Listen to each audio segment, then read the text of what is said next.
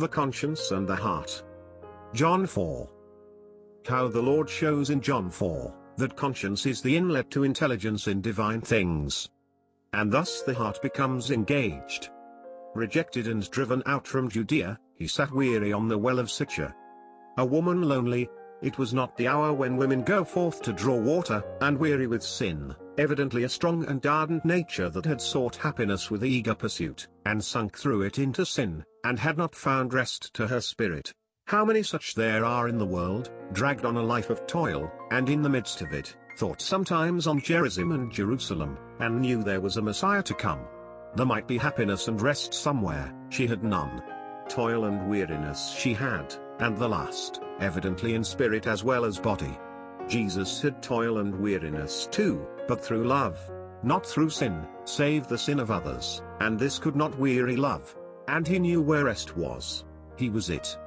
The Son of God, the Judge of all, had, humanly speaking, put himself in a position where he was debtor to this woman for a drink of cold water. But he soon draws her out. He speaks of the gift of God, of a well of water springing up into everlasting life. All was dark in the Samaritan woman's mind. She moved in the circle of her own weariness. Thus she felt the fruit of her sin and toil after happiness, and with all the moving within that predominated and filled her mind, for in fact, what had she else? What does the Lord do? Go call thy husband and come hither. I have no husband. Thou hast well said, replied the Lord, I have no husband. Thou hast had 5 husbands, and he whom thou now hast is not thy husband, in that speakest thou truly. Now, a ray of light breaks in, Sir, I perceive that thou art a prophet. The word of God by the Lord had divine authority in her heart, because it has reached her conscience.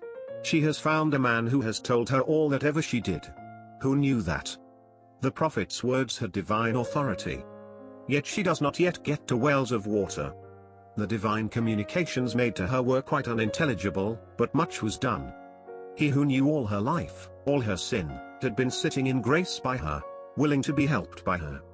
Grace was there as well as truth.